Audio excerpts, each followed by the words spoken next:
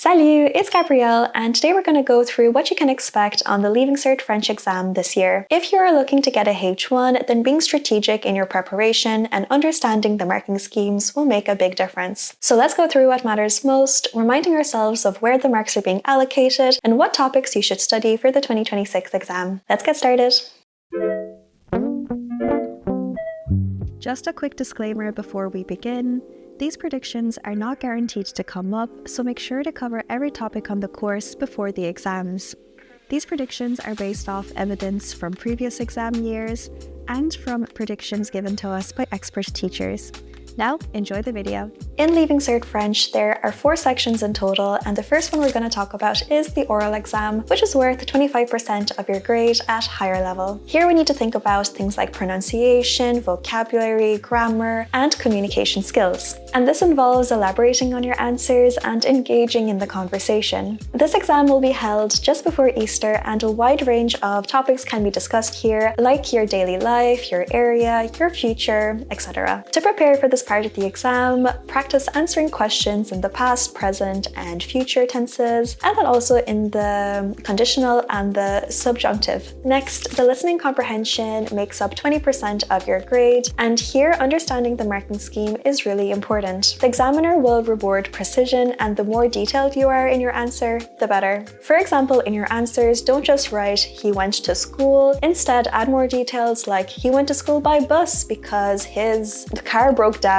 and his friend was there," you know? Adding small details can be the difference between getting 1 mark in your answer or getting 3 marks, and it all adds up in the end. A really helpful trick is to keep a small notebook of vocabulary, and so every time you do a listening and you don't really understand what a word is, just write it down in the notebook, and that will be really useful to look over before the exam. But then also, if you're looking to practice the listening comprehension questions, we have them all broken down into topics on the Studyclix site, which will make your studying a lot easier.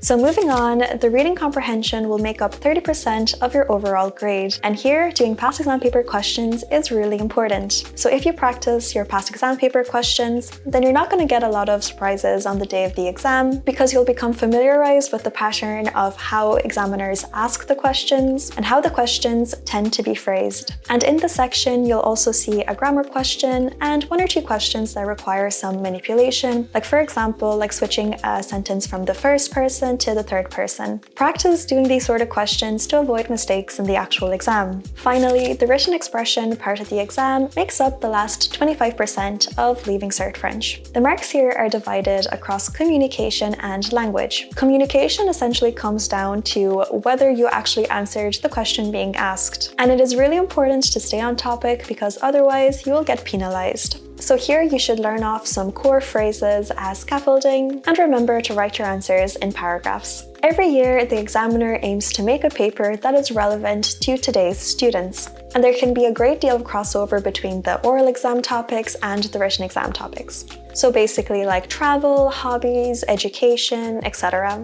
And then the narrative story lends itself very well to prepare for positive or negative scenarios. The opinion piece includes topical events of what is going on in Ireland or France, and it's common to see them based on current affairs or issues that young people are facing. 2026 will be an interesting year for France, as it will be Emmanuel Macron's last year as president, and then there are already talks about who will be the next president in 2027. And given that we recently elected a new president, the topics on politics or leadership could easily come up in the reading comprehension or in the opinion piece. And you could also look out for themes of democracy and youth involvement in politics. Additionally, you might find some questions in relation to the imprisonment of the former president Nicolas Sarkozy. That is a hot topic. So you might even have a question in relation to young people losing faith in politics. So expressions here that you can use are "c'est un sujet brûlant d'actualité" could work here. Another regular theme is the environment, as France pushes towards their 2030 environmental goals. So you can expect questions about sustainability, renewable energy, or youth involvement in activism. So make sure you can express strong opinions from both a governmental and a youth perspective. It would be a great idea to build up a bank of questions, like for example, "Il faut que nous fassions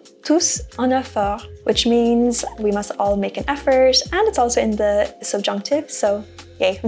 Always make sure that you reference the question, like for example, if you are asked about France or Ireland, don't completely ignore that, be sure to mention France or Ireland. Furthermore, in 2026, there could be a focus on French culture. As you may already know, there was a Louvre heist where priceless jewels were stolen. So this could easily inspire a journalistic piece about crime or greed or like the value of art. Phrases like c'est la fait la une des journaux, it's headline news, could fit here, or l'appât du gain, the lure of money. Another topic that could come up is sport and national pride. And also with tournaments like the 2026 Rugby World Cup, a question could easily ask whether sport brings people together or has it become too commercialized. And if this is asked, a nice expression you can use is donner le meilleur de soi-même, which means to give it your best. Remember that the best way to get top marks is to answer the questions being asked. The examiner will do their best to create a paper that is accessible to all students. Some other topics that tend to come up in the exams include technology, the education system, and mental health. So be sure to prepare for those as well. I would recommend for you guys to learn off some phrases that are flexible and can be easily manipulated to fit whatever topic is being asked. And if you are looking to find some of these phrases, we have loads of sample answers on the Studyclix website. You can have a read through those and see which phrases you'd like to pick out for your own answers. And also don't forget to use connectors throughout your written work like d'abord, ensuite, pourtant, etc.